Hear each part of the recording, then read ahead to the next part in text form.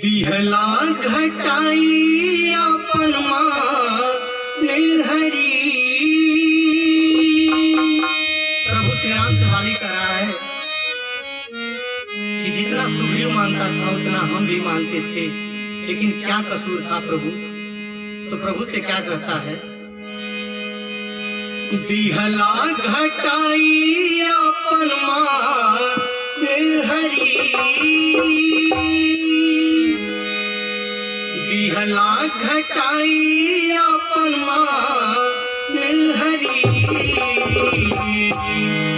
मरला बहेलिया बन के बान हरी, मरला बहेलिया बन के बान हरी। दिहला घटाई अपन निर्हरी, दिहला घटाई अपन निर्हरी।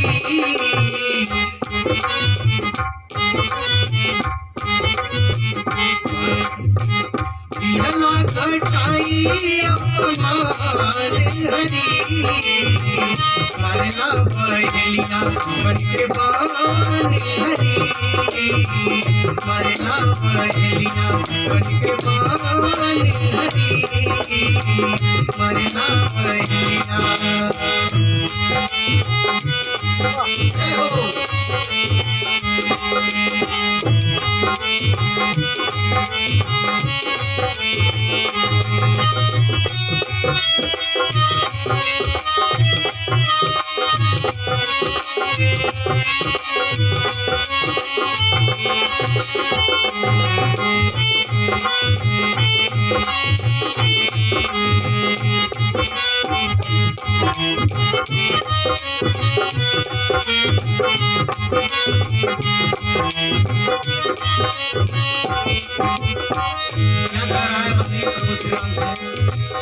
एक भाई बहरी एक मीत होई गई ले, रघुकुल के कई सहेत होई गई ले।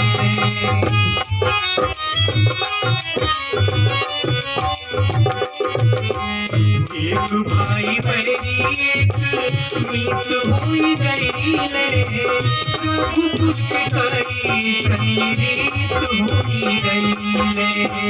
कारण कौन ऐसा जान हरी, कारण कौन ऐसा जान हरी।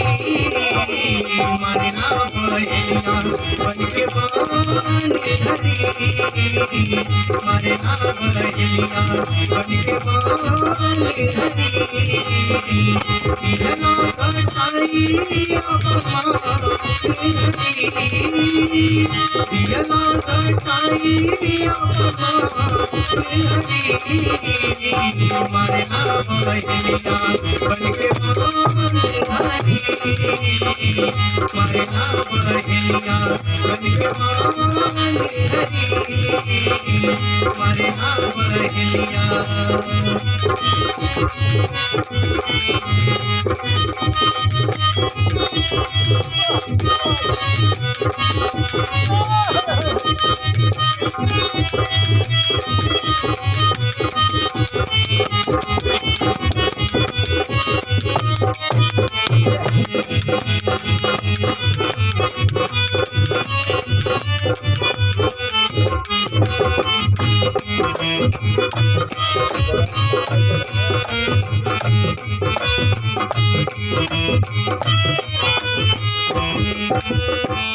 श्री राम वाली से क्या कहते हैं कि भाई की पत्नी पुत्री के समान होती है, माता के समान होती है, अत्याचार नहीं करना चाहिए।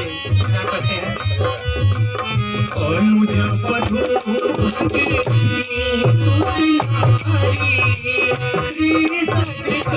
कन्या समझारी।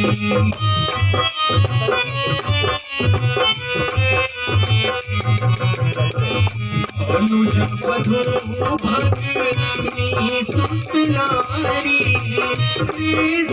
कन्या समझारी।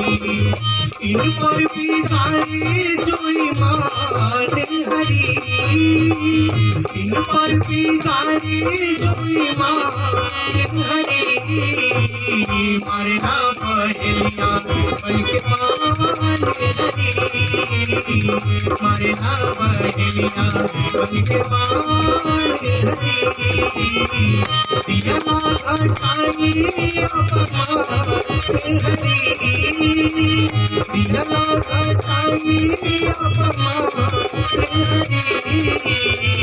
मारे ना पहेलिया बन के मान हरी मारे ना पहेलिया बन के मान हरी मारे ना पहेलिया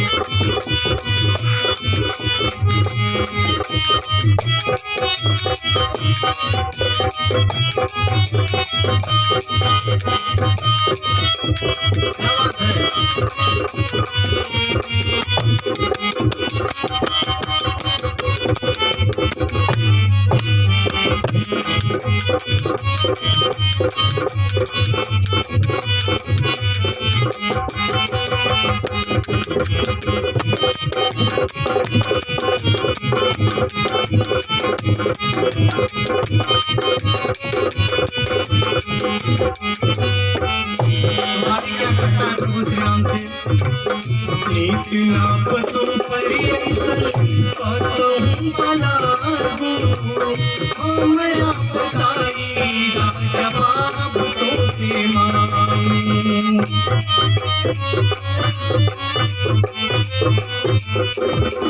नीत ना पसो परियसन कहूँ भला हमरा बताई जवाब तो से मांगूं बोला है वाली बलवा हरी बोला है वाली बलवा हरी मरला बहेलिया बन के मान हरी मरला बहेलिया बन के मान हरी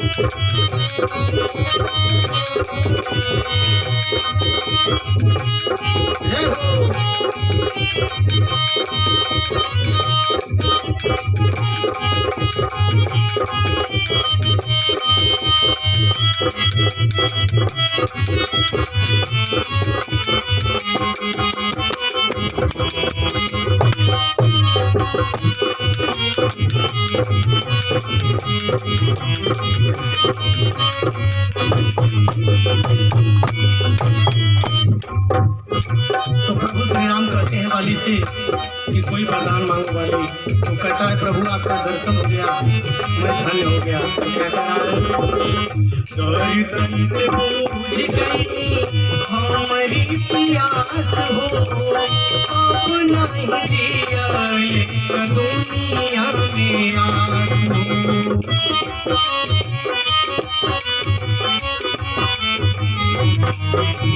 दर्शन से बूझ गई हमारी प्यास हो अब नहीं जिया दुनिया में आस हो काहे बंद हो गई जबान हरी काहे बंद हो गई जबान हरी मरला बहेलिया बन के मान हरी मरला बहेलिया बन के मान हरी दिया